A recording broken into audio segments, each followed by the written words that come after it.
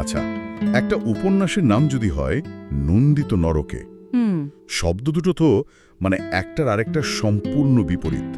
নরক, যা কিনা যন্ত্রণার জায়গা, সেটা কিভাবে নন্দিত বা প্রশংসিত হতে পারে? ঠিক।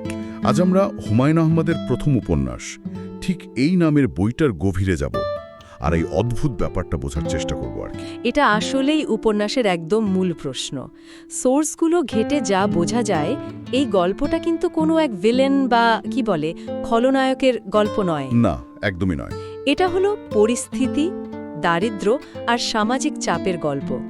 গল্পটা আমাদের দেখায় কিভাবে ভালোবাসা আর সুরক্ষার একটা তীব্র আকাঙ্ক্ষা একটা সাধারণ পরিবারকে ধীরে ধীরে ধ্বংসের দিকে ঠেলে দেয়, একটা নরক তৈরি করে। হুম আমাদের আজকের আলোচনা হবে সেই নরক তৈরির প্রক্রিয়াটা বোঝা আর তার ভেতরে নন্দিত হওয়ার মতো কি লুকিয়েছিল সেটা খুঁজে বের করা। দারুণ একটা লক্ষ্য। চলুন তাহলে শুরু করা যাক ওই পরিবারটির পরিবেশ দিয়ে। গল্পটা ন্যারেটেড হচ্ছে খোকার দৃষ্টিকোণ থেকে, যে পরিবারের বড় ছেলে একজন এমএসসির ছাত্র। হ্যাঁ, তাদের ওই ছোট বাসাটার বর্ণনা পড়লে একটা একটা দম বন্ধ করা অনুভূতি হয়। ব্যক্তিগত পরিসরের কোনো সুযোগই নেই। একদম। খোকা তার পড়ার টেবিল থেকে বাবা মায়ের ব্যক্তিগত মুহূর্তের আওয়াজও শুনতে পায়, যা তাকে প্রচণ্ড অস্বস্তিতে ফেলে। এই ক্লস্ট্রোফোবিক পরিবেশটা কি গল্পের ট্র্যাজেডির জন্য একটা মঞ্চ তৈরি করে দিচ্ছিল? একদম। এই গোপনীয়তার অভাবটা শুধু শারীরিক নয়, এটা মানসিকও। এটা আসলে তাদের জীবন থেকে বের হওয়ার পথের অভাবকে প্রতীকীভাবে তুলে ধরে। আচ্ছা। কেউ নিজের চিন্তা বা কষ্ট নিয়ে একা থাকতে পারে না। প্রত্যেকে প্রত্যেকের জীবনে আর আবেগের সঙ্গে আষ্টি পৃষ্ঠে জড়িয়ে আছে। বাবার চাপা রাগ, মায়ের সারাক্ষণের দুশ্চিন্তা, সব কিছুই যেন ওই ছোট ঘরের বাতাসে ভেসে বেড়ায়। এই দমবন্ধ করা পরিবেশটাই চরিত্রগুলোর ভেতরের চাপকে আরও বাড়িয়ে তোলে, অনেকটা একটা প্রেসার কুকারের মতো। আর এই প্রেসার কুকারের ভেতরেই বাস করছে কিছু অসাধারণ চরিত্র। বিশেষ করে বড় বোন রাবেয়া, সে সরল, মানসিকভাবে একজন শিশুর মতো। হ্যাঁ, রাবেয়া বাইরের জগতের কোনো জটিলতা বা কজ্জটটা সে বোঝে না।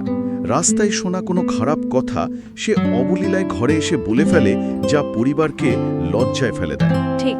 আমার কাছে সবচেয়ে অদ্ভুত লাগে যে পরিবার তাকে রক্ষা করার জন্য যে চেষ্টাটা করছে, সেটাই যেন তাদের সবচেয়ে বড় দুর্বলতা হয়ে দাঁড়ায়। খুব গুরুত্বপূর্ণ একটা পয়েন্ট। রাবেয়া চরিত্রটা আসলে সমাজের ভণ্ডামির বিরুদ্ধে একটা আয়নার মতো। হুমায়ুন আহমেদ এখানে দেখিয়েছেন আমাদের সমাজ সারল্য বা ইনোসেন্সকে রক্ষা করার বদলে দুর্বলতা হিসেবে দেখে। ঠিক। পরিবার তাকে সেফটি পিন দিয়ে আড়াল করার চেষ্টা করে, কিন্তু সমাজ তাকে একজন পাগল বা অস্বাভাবিক মানুষ হিসেবেই চিহ্নিত করে।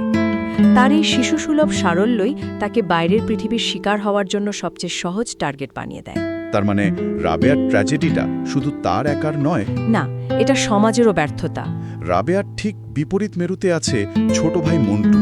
সে চুপচাপ, প্রায় কথাই বলে না, কিন্তু তার ভেতরে একটা আদিম শক্তি আছে। মন্টু গল্পের একটা জায়গায় সে বাড়ির নিচের একটা বিশাল সাপ অবলীলায় মেরে ফেলে। এই ঘটনাটা পড়ার সময় আমার মনে হয়েছিল এটা শুধু তার সাহস দেখানোর জন্য নয়, এর পেছনে আরও গভীর কোনো অর্থ আছে। আপনার কি মনে হয়? অবশ্যই। মন্টুর সাপ মারার ঘটনাটা একটা অসাধারণ ফরশ্যাডোয়িং বা পূর্বাভাস। ফরশ্যাডোয়িং, হ্যাঁ। সাপটা হলো তাদের বাড়িতে ঢুকে পড়া এক বাহ্যিক থ্রেটের প্রতীক, আর মন্টু হলো সেই পরিবারের নীরব রক্ষক। সে বুঝিয়ে দেয় পরিবারের সুরক্ষার জন্য সে যে কোনো হিংস্র বা ভয়ানক পদক্ষেপ নিতে পারে। তার ভালোবাসাটা খোকার মতো স্নেহ বা আদরের নয়, না, তার ভালোবাসা প্রতিরক্ষাত্মক এবং প্রয়োজনে ধ্বংসাত্মক। এই একই মানসিকতা কিন্তু আমরা গল্পের শেষে তার ভয়ঙ্কর রূপ নিতে দেখব। এই ভেতরের জগতের টানাপোড়েনের মধ্যে বাইরের জগতের একটা ছোঁয়া লাগে যখন তাদের পাশে ধনী বাড়ির প্রসঙ্গ আসে। হ্যাঁ, পাশের বাড়িটা। সেই বাড়ির গাড়ি, ব্যাডমিন্টন খেলা, গান বাজনা, এই সব কিছু খোকার পরিবারের দারিদ্র্যকে যেন আরও বেশি করে চোখে আঙুল দিয়ে দেখিয়ে দেয়। আর সেই বাড়ির মেয়ে শীলার প্রতি খোকার একটা অব্যক্ত ভালো লাগা তৈরি হয়। এই বৈপরীত্যটা খুব জরুরি। এটা শুধু ধনী গরিবের পার্থক্য নয়, এটা হলো দুটো ভিন্ন পৃথিবীর পাশাপাশি থাকার যন্ত্রণা। আচ্ছা। খোকার পরিবারটা যেন একটা কাঁচের দেয়ালের ওপারে আর একটা সুন্দর ঝলমলে জগৎ দেখতে পাচ্ছে, কিন্তু ছুঁতে পারছে না। আর ঠিক তখনই সেই জগৎ থেকে একজন, হারুন ভাই, তাদের জীবনে প্রবেশ করে। সে রাবেয়াকে একটা পেঙ্গুইনের কলমদানি উপহার দেয় আর তাকে বিয়ে করতে চায়। এটা ছিল আশার এক ঝলকানি, তাই না? ঠিক তাই।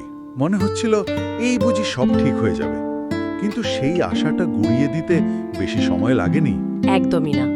হারুনের মা যখন খোকার বাসায় এসে চরম অপমানজনকভাবে বলেন যে তার ছেলে মাথার ঠিক নেই এমন একটা মেয়েকে বিয়ে করতে পারে না, উফ, ওই মুহূর্তটা।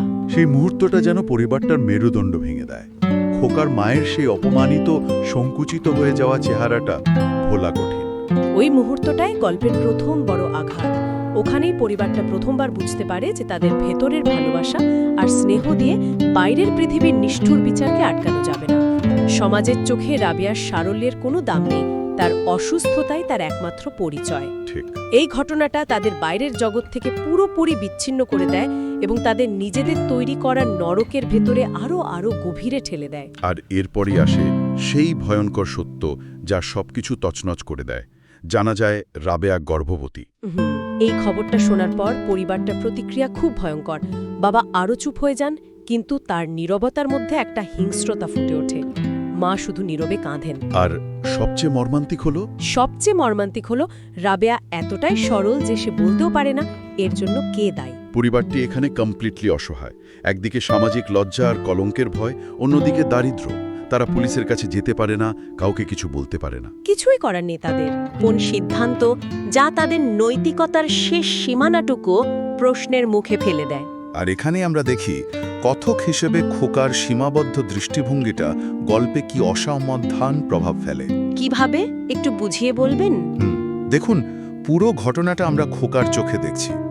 সে যা জানে বা বোঝে আমরা পাঠক হিসেবে ঠিক ততটুকুই জানতে পারি। ঠিক। রাবেয়ার গর্ভপাত করানোর রাতে যা ঘটেছিল তার পুঙ্খানুপুঙ্খ বর্ণনা কিন্তু গল্পে নেই। না, নেই। খোকা শুধু পাশের ঘর থেকে চাপা গোঙানির শব্দ আর রক্তের আভাস পায়। এই আংশিক বর্ণনা, এই না জানা অংশটুকু ঘটনাটাকে আরও বেশি ভয়ঙ্কর আর শ্বাসরুদ্ধকর করে তোলে। আমরা খোকার মতোই অসহায় বোধ করি। হ্যাঁ, এটা সত্যি। আর সেই রাতেই অতিরিক্ত রক্তক্ষরণে রাবেয়া মারা যায়। তার শেষ কথাগুলো ছিল তার হারিয়ে যাওয়া কুকুর পলাকে নিয়ে। সে শুধু জানতে চেয়েছিল, পলা কোথায় রে? নিজের যন্ত্রণা বা মৃত্যুর চেয়ে তার চিন্তা ছিল আরেকটা নিরীহ প্রাণীর নিয়ে। এই মুহূর্ততেই রাবেয়ার চরিত্রের সারল্য আর নিষ্পাপ সত্তাটা সবচেয়ে করুণভাবে ফুটে ওঠে। মৃত্যুসজ্জায়ও তার মনে কোনো ঘৃণা বা অভিযোগ নেই, আছে শুধু পিওর অ্যাফেকশন। তার মৃত্যুটা শুধু একটা শারীরিক মৃত্যু ছিল না, এটা ছিল ওই পরিবারের শেষ আশাটুকু, শেষ সারল্যটুকুরও মৃত্যু। এরপর যা বাকি থাকে তা শুধু প্রতিশোধ আর ধ্বংস। আর সেই প্রতিশোধের দৃশ্যটা আসে একেবারে অপ্রত্যাশিতভাবে। হ্যাঁ, একদম হঠাৎ করে। রাবেয়ার মৃত্যুর কিছুক্ষণ পর মাস্টার কাকা যখন ডাক্তার নিয়ে হাজির হন তখন অনেক দেরি হয়ে গেছে। আর ঠিক সেই মুহূর্তে সারাক্ষণ চুপ করে থাকা মন্টু একটা মাছ কাটার বটি দিয়ে মাস্টার কাকাকে আক্রমণ করে হত্যা করে। সে শুধু তার বাবাকে এসে বলে, বাবা, ওকে আমি মেরে ফেলেছি। উপন্যাসের ক্লাইম্যাক্স এটা। এখানে সবচেয়ে বড় প্রশ্নটা জাগে, মন্টু কেন মাস্টার কাকাকে মারল? কেন? গল্পে শুধু আভাস দেওয়া হয় যে মন্টু হয়তো বিশ্বাস করত রাবেয়ার এই অবস্থার জন্য মাস্টার কাকাই দায়ী ছিলেন, কিন্তু এর কোনো শক্ত প্রমাণ নেই। না, কোনো প্রমাণ নেই। মন্টু এখানে কোনো যুক্তির ধার ধারেনি। সে তার বোনের অপমানের বিরুদ্ধে নিজের হাতে বিচার তুলে নিয়েছে। এটা ছিল তার পরিবারের অসম্মানের বিরুদ্ধে এক আদিম পাশবিক প্রতিশোধ। তাহলে কি মন্টুর এই কাজটাই সেই নন্দিত অংশ, এক ধরনের ভয়ঙ্কর বিচার প্রতিষ্ঠা করা? হয়তো, তবে সেটা কোনো গৌরবের জয় নয়। মন্টুর বিচারে কোনো অনুশোচনা দেখা যায় না। সে শান্ত থাকে, তার মৃত্যুদণ্ড হয়। একটা মৃত্যু আরেকটা মৃত্যুকে ডেকে আনে, আর এর মাধ্যমে পরিবারটা পুরোপুরি ধ্বংস হয়ে যায়। বাবা চাকরি ছেড়ে দেন, মা প্রায় নির্বাক হয়ে যান, আর খোকা ও রুনুর জীবনটা একটা দুঃস্বপ্নে পরিণত হয়। একটা সাজানো সংসার আক্ষরিক অর্থের নরকে পরিণত হয়। একদম। তাহলে পুরো আলোচনাটা শেষে আমরা কি দেখলাম? একটা সাধারণ নিম্ন মধ্যবিত্ত পরিবার, যাদের মধ্যে ভালোবাসা ছিল, স্নেহ ছিল, সবই ছিল। তারা সামাজিক চাপ, দারিদ্র্য আর একটা ভুলের কারণে কিভাবে ছিন্ন ভিন্ন হয়ে গেল। প্রতিটি চরিত্রই যেন পরিস্থিতির শিকার। কেউ খলনায়ক নয়, আবার কেউ নায়কও নয়। একদম। এই উপন্যাসটি আমাদের দেখায় যে পরিবারের ভিত্তি কতটা ভঙ্গুর হতে পারে আর দুর্বল মানুষের প্রতি সমাজ কতটা নির্মম হতে পারে। ঠিক। আর ভালোবাসা কিভাবে দুটো ভিন্ন রূপে প্রকাশ পেতে পারে, একদিকে খোকার নীরব অসহায় স্নেহ আর অন্যদিকে মন্টুর হিংস্র ধ্বংসাত্মক সুরক্ষা। একটা ইন্টারেস্টিং পয়েন্ট। খোকার ভালোবাসা পরিবারকে বাঁচাতে পারেনি, আর মন্টুর ভালোবাসা পরিবারকে ধ্বংস করে দিয়েছে।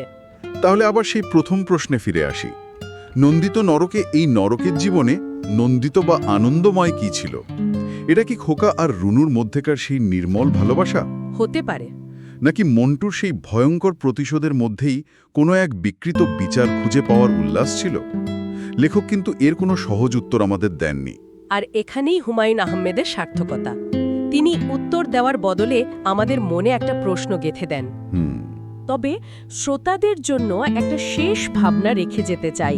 উপন্যাসটি আমাদের ভাবতে বাধ্য করে যে পৃথিবীতে দুর্বলদের জন্য কোনো বিচার নেই, সেখানে নিজের হাতে তুলে নেওয়া বিচার তা যতই হিংস্র হোক না কেন, সেটাই কি এক ধরনের নন্দন বা সেলিব্রেশন হয়ে ওঠে। আর মন্টুর কাজের ভয়াবহতা জেনেও তার ভেতরের যন্ত্রণাটা বুঝতে পারাটা আমাদের নিজেদের নৈতিকতা নিয়ে কি বলে? এই অস্বস্তিকর প্রশ্নগুলোই শায়দ এই উপন্যাসের সবচেয়ে বড় প্রাপ্তি।